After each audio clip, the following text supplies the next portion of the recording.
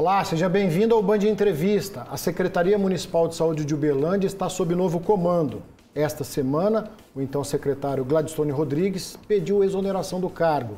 A pedido, deixou a função que desempenhava desde o início da atual gestão do prefeito Odelmo Leão em 2020. Anteriormente, o médico Gladstone foi secretário de saúde entre 2006 e 2012. Quem assume a gestão da saúde em Uberlândia agora é o médico Dr. Clauber Lourenço, que atuava na mesma secretaria como coordenador clínico de urgência e emergência. Dr. Clauber, obrigado pela sua presença aqui no nosso Band Entrevista e parabéns aí então pelo novo desafio. Obrigado, Bagnete. Obrigado a todo o grupo Band Triângulo pelo convite. E, sem dúvida, um grande desafio. Dr. Gladstone, certamente deixou um legado para o município de Uberlândia, principalmente durante a pandemia, a gente não tem dúvidas disso.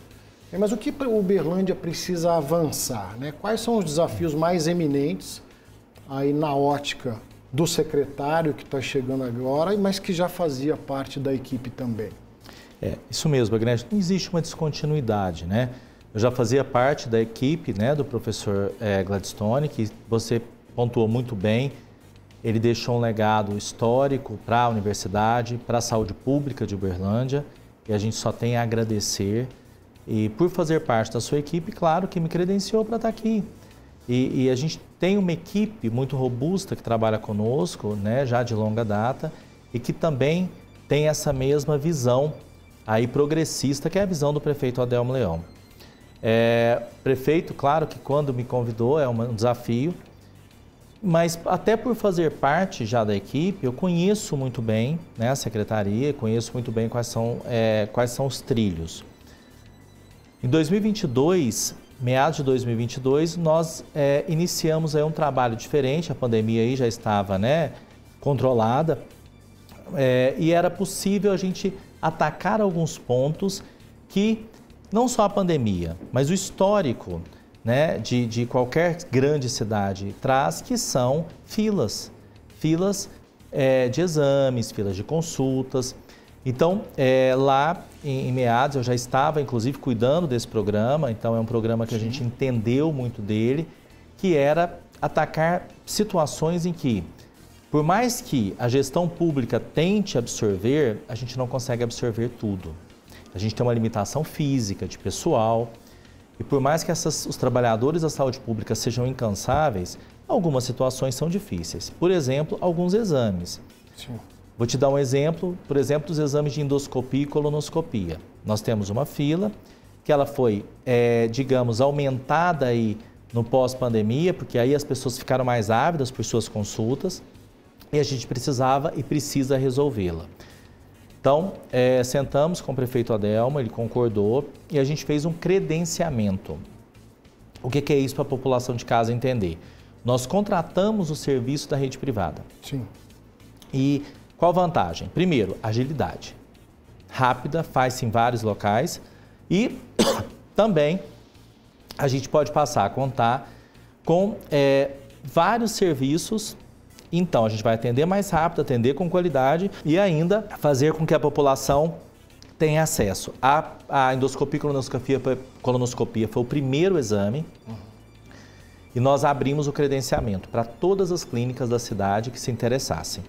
O valor do exame ele é melhor do que o valor SUS, que é feito uma avaliação de mercado, uma cotação, então ele é melhor e todos podem participar. Então é democrático, a gente acaba fomentando também a cidade e atendendo a população. Um sucesso, o programa, ele está acontecendo, está em andamento. A gente já está, depois disso nós fizemos ele também para exames cardiológicos e agora vamos fazer para ultrassonografia, que é um gargalo também que a gente tem. Então, uma das metas que nós temos é sanear e atacar as filas para que a gente possa dar uma resposta para a nossa população que aí realmente cobra e cobra com razão, mesmo a gente tendo hoje uma saúde pública que a gente entende ser uma saúde de excelência. A gente tem uma qualidade muito grande em Uberlândia da saúde pública e aquilo que não estiver bom é isso que nós precisamos atacar. A gente vai, doutor, entrar em pontos específicos ao longo da nossa conversa, inclusive essa questão da agilidade do atendimento, em zerar as filas. Mas para que a gente tenha um panorama geral da saúde pública em Uberlândia, a lei determina que os municípios devem investir no mínimo 15% da sua receita anual na saúde. O investimento hoje em Uberlândia está girando na casa de quantos por cento? Ultrapassa, Bagnetti, 30%. O prefeito Adelmo, ele tem um zelo muito grande pela saúde e ele, hoje, para você ter uma ideia, o recurso da Secretaria de Saúde, o orçamento da Secretaria de Saúde, ele passa de R$1 bilhão. R$1 bilhão. Então, é um orçamento muito robusto, claro, também para uma saúde muito robusta, né? Uma saúde que ela tem desde porta de atenção primária, PSF, UBS, passa pela UAI, até o hospital, fazendo aí cirurgia de nível terciário. Então, a estrutura é muito grande, mas ela tem realmente um recurso que hoje o prefeito, ele puxou para si, para não deixar a população desassistida, com muitas coisas até que não são efetivamente ações do município. Para a população entender, o município ele tem uma obrigatoriedade de cuidar da atenção primária. Esse investimento maciço, quase que o dobro aí previsto por lei também, o doutor acredita que isso pode ter sido uma lição proveniente da pandemia, porque a pandemia foi um fato novo e num curto espaço de tempo foi preciso tomar muitas providências para atender a população. É meio que um aprendizado, é meio que uma herança positiva? Então, no caso específico da gestão do prefeito Adelmo, ele já tem uma tradição de sempre investir muito mais do que a lei determina na saúde pública das cidades. Já é uma tradição desde o seu primeiro governo, lá em 2005. Então, ele sempre fez acima daquilo que é preconizado. Então, não houve a pandemia, ela mostrou apenas o quanto isso foi importante, porque a gente tinha equipamentos para atender de forma adequada a população. Eu entendo que, na verdade, a gente teve com a pandemia uma resposta. Olha, o caminho era esse.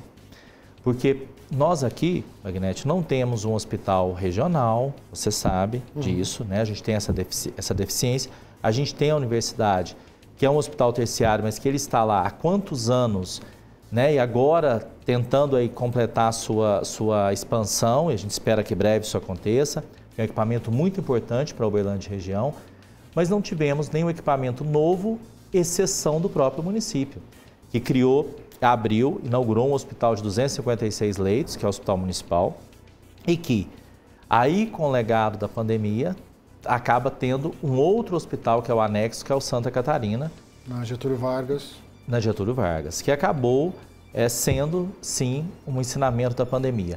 E o investimento do prefeito, ele vinha já muito parecido nessa ordem, já desde dos mandatos anteriores, e mostrou, na verdade, que ele está no caminho muito correto, né? Que a importância da saúde, a importância da gente ter equipamentos sólidos, não depender apenas de Estado e União, mas o município também ter os seus próprios equipamentos. Quer dizer, se não houvesse esse investimento maciço na saúde de Uberlândia desde sempre, talvez enfrentar a pandemia teria sido um pouco mais difícil, né, dentro do que o doutor está falando. Mas ainda, com relação aos investimentos, nós temos o Hospital Municipal, Hospital Maternidade Municipal, que é referência e está passando por reforma. Os investimentos continuam. Passado os anos duros e difíceis da pandemia, esse pensamento, essa filosofia de investir, a gente pode pegar o Hospital Municipal como exemplo? Duas situações. Você falou muito bem. Lá, o Hospital Municipal está passando por uma reforma que era necessário e ele está passando por uma ampliação também. É uma reforma e ampliação. Nós estamos ampliando aí a parte da maternidade, abrindo um pronto-socorro específico para a parte obstétrica.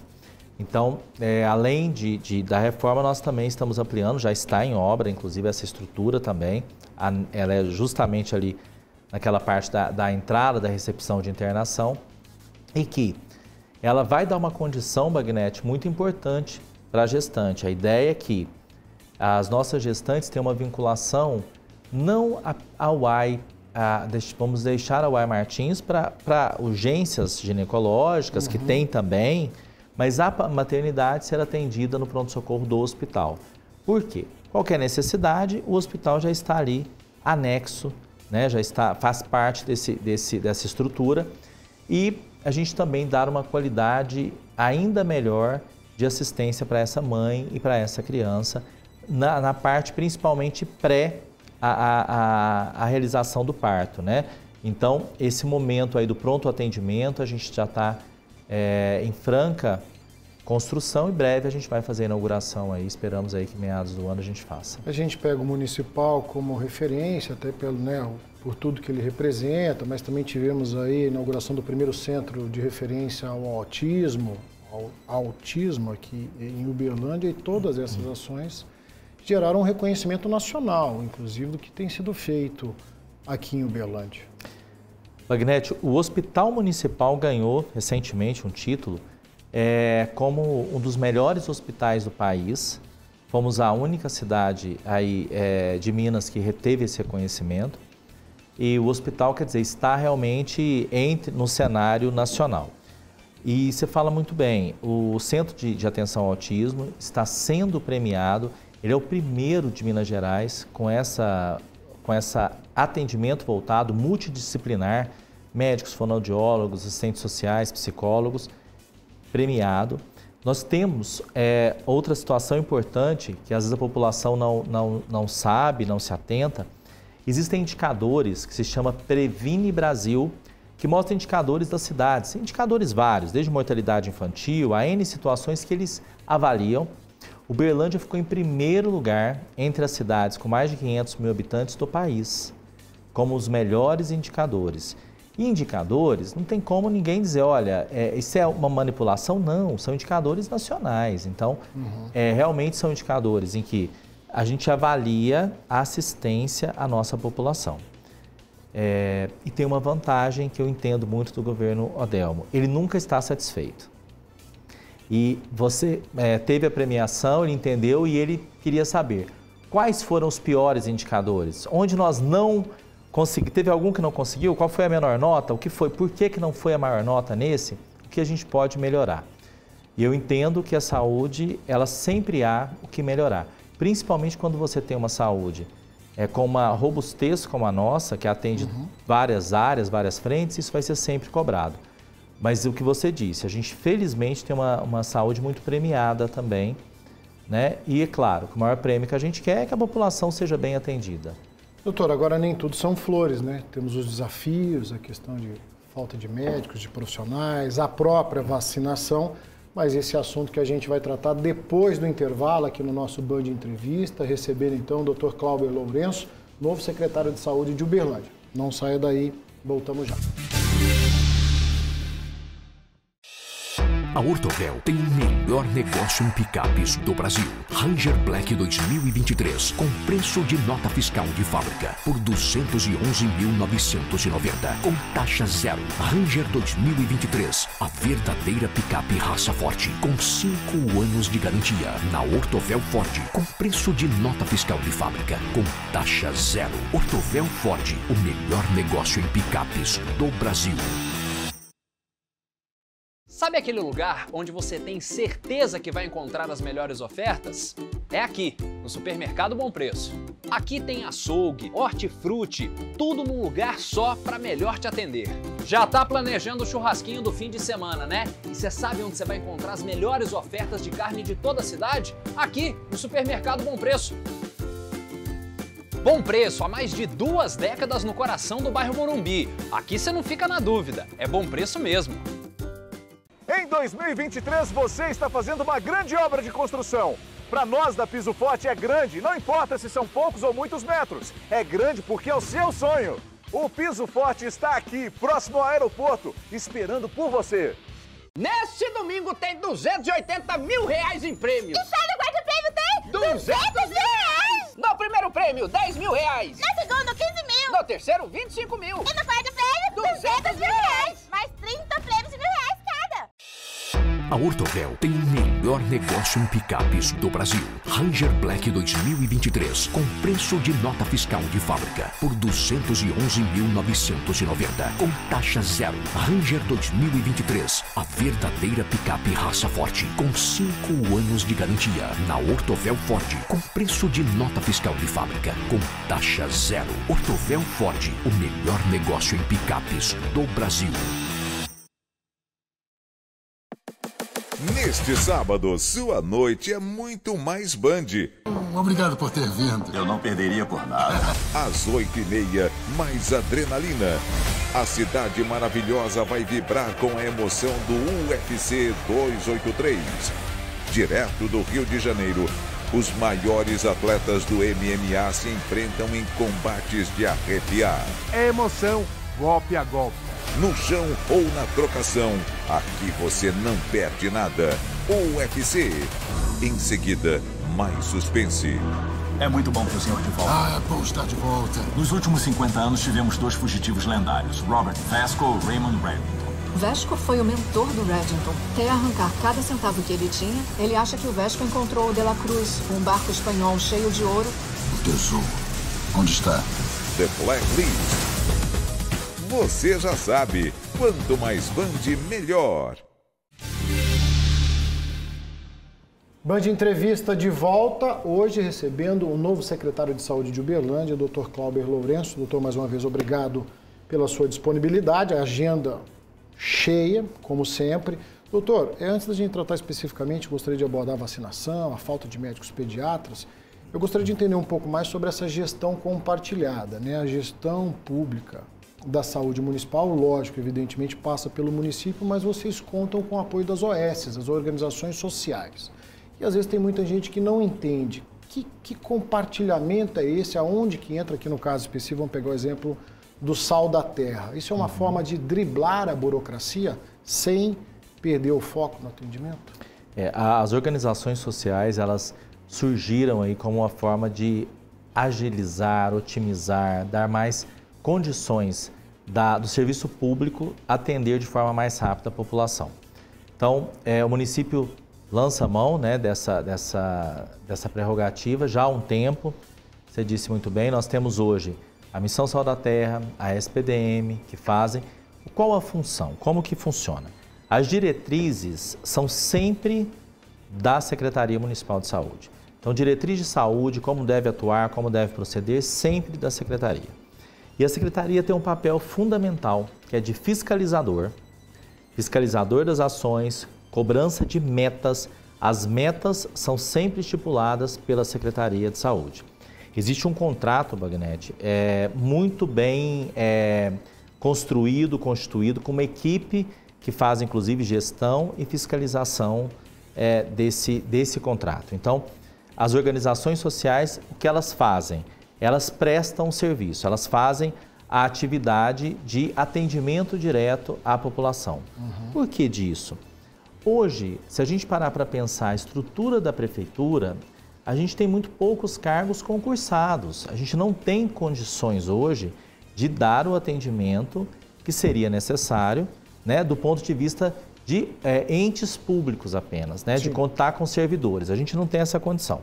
A organização social, não. Ela contrata como CLT, né, uma carteira assinada mesmo, e ela pode fazer essa contratação mais rápida, inclusive, né, direta, ela contrata, ela faz também, importante a população entender, mesmo compras que ela vá fazer, ela não pode comprar também como acontece na iniciativa privada. Não é assim, ela não pode chegar num determinado fornecedor e dizer, olha, vou comprar de você. Não é assim que funciona.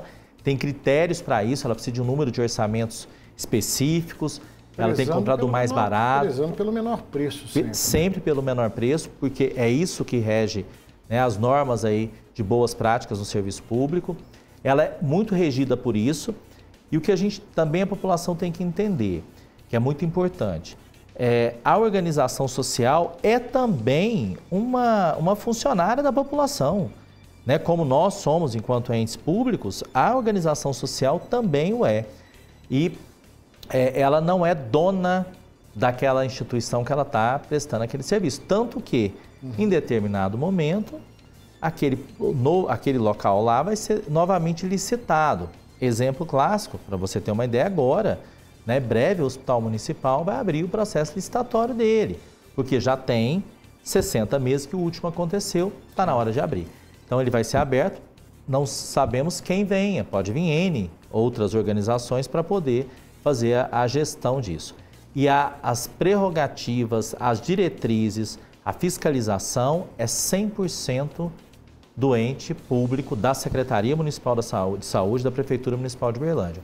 Então, a população pode ter essa tranquilidade, a cobrança e a gente, inclusive, Bagnete, até a sua pergunta é interessante. A primeira reunião, eu chamei na segunda-feira, na minha sala, justamente a equipe de fiscalização desses contratos, para cobrar rigidez, para ver como estão nossas metas, porque a população, e eu sempre fui muito da parte de ponta, de entender o que está acontecendo na ponta, tem as suas cobranças, tem as suas reivindicações e a gente tem que atender essas demandas. Então, a primeira conversa foi inclusive sobre isso. Doutor, durante essa sua explicação, o senhor mencionou pessoal e noticiamos com uma certa frequência aqui no nosso jornalismo a falta de médicos pediatras, especificamente. Essa situação já foi resolvida? É uma situação que leva um certo tempo para preencher os quadros com esses profissionais? Como é que está isso? Bagnete, esse é um problema nacional, não é daqui. Então, a gente tem uma dificuldade nacionalmente com relação aos pediatras, né? Tanto que grandes cidades também, Belo Horizonte, São Paulo, enfrentaram o mesmo problema naquele mesmo momento que nós. Por quê? Estavam tendo doenças sazonais que acontecem, a demanda aumentou, então não tinha o profissional para dar a devida atenção. Então, esse é um problema nacional. A gente precisa formar pediatras. Isso é uma discussão que tem que acontecer para a gente ter essas pessoas, esses profissionais para serem contratados. Hoje, qual é o problema? Não tem para ser contratado. Para você ter uma ideia, Bagnete, eu acho que é importante a população entender. Nós temos vários hospitais de ponta na cidade, privados. Quantos atendem pediatria noturno? 2. 2 agora. Quem nos assiste sente sabe isso no dia a dia. Tanto que, para a população toda entender, nós temos, principalmente no noturno, nas UAIs, várias pessoas com convênio. Várias pessoas têm seu plano de saúde, mas não conseguiu o atendimento. Não é porque o hospital também não queria, porque o hospital não tinha o profissional para contratar. Isso acontece em outras áreas. Vou te dar um outro exemplo. Quantos locais de trauma você tem hoje na cidade noturno? Você chega e é atendido no trauma. Nós tínhamos um hospital que fazia 24 horas, que parou. O restante é na rede pública. A gente tem hoje 4 UAIs em cada um dos setores sanitários que tem 24 horas esse trauma. Não é porque não querem, é também por uma dificuldade de contratação. Então, a gente tem isso em várias áreas. O que a gente fez para suprir? Né? Primeiro, a gente organizou muitos pediatras que estavam no atendimento. A gente conseguiu aumentar essa carga horária, eles interessaram em aumentar a sua disponibilidade de plantão, então a gente fez essa situação e também a gente mesclou a reavaliação. Existem profissionais que não são pediatras, mas que estão, por exemplo, na residência de pediatria, já é médico formado e que a gente traz e junto com ele tem sempre o pediatra ali no mesmo plantão, pediatra de ofício, e ele pode também conduzir essa situação, até porque legalmente o médico ele pode atender todas essas áreas básicas. E nós tivemos esse trabalho, mas que a problemática da falta de muitas áreas de profissional é nacional, Bagnete, infelizmente é nacional. Doutor, outro ponto que é importante a gente destacar, a vacinação em geral, né, nos últimos anos a gente tem acompanhado aí que a população parece que desaprendeu a importância de manter o cartão de vacina em dia. Então vamos começar pela vacinação do Covid. Como é que está a vacinação do Covid hoje em Uberlândia, em termos de meta, em termos de dose, de comparecimento? Primeira e segunda dose, damos um show. Nós temos mais de 95% da nossa população, nas duas, vacinadas. Ideal para a grande maior parte da população entender é que aí a gente contempla 2 vacinas ou naquele momento que era de dose única. Bem, passado para primeira dose de reforço, a gente cai para em torno de 72%, 73%. Que seria a terceira dose. A terceira dose. Nessa sequência, a terceira é a primeira do reforço. Primeira do reforço, que é a terceira dose. Então, terceira dose, pouco mais de 70%.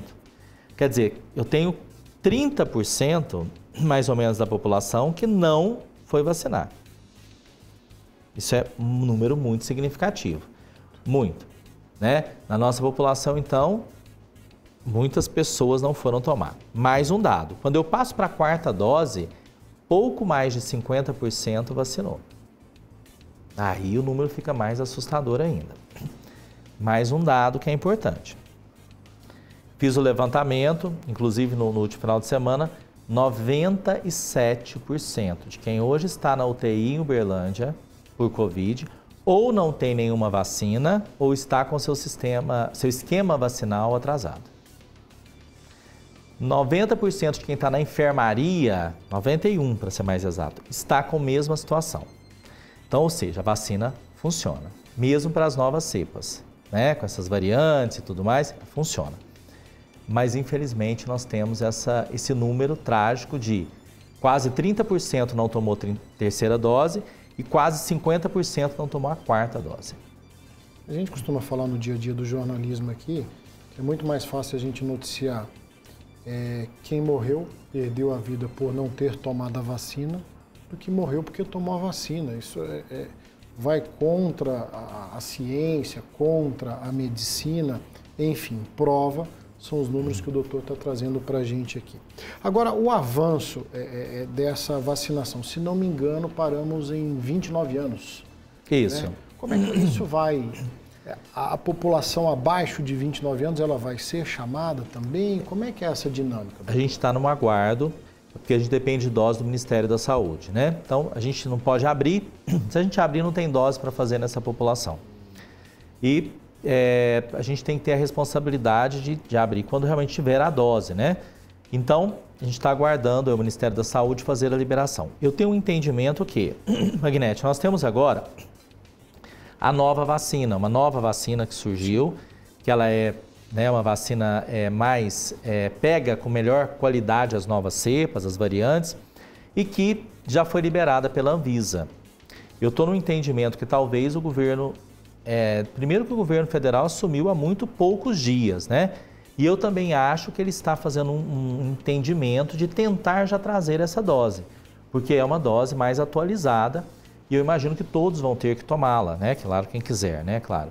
Aqueles que quiserem, que já tomou mesmo, tendo tomado a sua quarta, pode ser que precise dessa. Então, eu entendo que pode ser isso e estamos numa grande expectativa para essa vacina diminuir a faixa etária, porque realmente já tem um tempo que essa população aí, abaixo de 29 anos, vacinou. Né? E a gente tem muitos casos nessa população, sem dúvida. Ainda na vacina do Covid, vacina para crianças de 3 a 5 anos, né? A segunda dose está em falta. Não tem essa. A gente sabe que é responsabilidade do governo federal, responsabilidade do Estado. Mas como é que está? O município cobra essa vacina para as crianças? Como é que está? Diuturnamente, até de forma chata. Você sabe como é que a gente nessa gestão com a relação do Covid. E a gente cobra muito mesmo essa chegada da vacina. Infelizmente, a gente teve esse problema já nos últimos momentos, nos últimos meses mesmo, principalmente em dezembro, a gente teve uma dificuldade grande com isso e ela continua, a gente espera aí que isso se resolva até para a gente ter aí a complementação dessa vacina. Até porque a gente não pode esquecer, as crianças passaram a ser um dos principais públicos do Covid. Né? Aumentou muito a incidência do Covid em crianças. É natural, qualquer vírus por uma seleção aí natural que ele acaba fazendo, ele escolhe os grupos mais vulneráveis e aqueles grupos que estão desenvolvendo o vírus. Ele quer se desenvolver, ele quer perpetuar. Então, a criança que não tinha vacina para ela, estava realmente sendo muito acometida e a gente espera que essa vacina regularize para dar opção para os pais vacinarem. Doutor, costuma falar que o nosso assunto está longe de se esgotar mais do que nunca, mas infelizmente o nosso tempo está se esgotando. Em nome do Grupo Bandeirantes, da Band Triângulo, agradecer a sua presença aqui e desejar boa sorte na nova empreitada como o novo secretário de Saúde de Uberlândia. Muito obrigado e toda a população pode contar comigo. meu gabinete é sempre portas abertas. Perfeitamente. Band Entrevista de hoje, então, recebendo o novo secretário de Saúde de Uberlândia, Dr. Cláudio Lourenço. Tá? Você acompanha um pouco mais da nossa entrevista no YouTube, onde falamos de vacinação, de dengue, entre outros assuntos. O Band Entrevista de hoje fica por aqui. Nosso muito obrigado e até o próximo programa.